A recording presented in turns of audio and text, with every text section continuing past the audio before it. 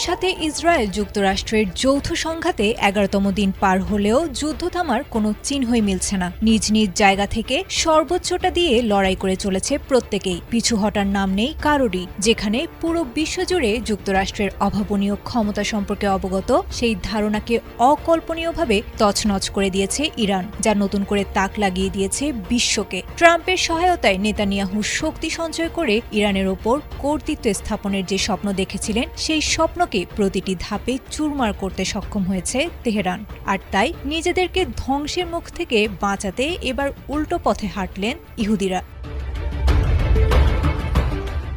Israeli প্রতিরক্ষা বাহিনী দাবি করেছে, ইরান তাদের ছোড়া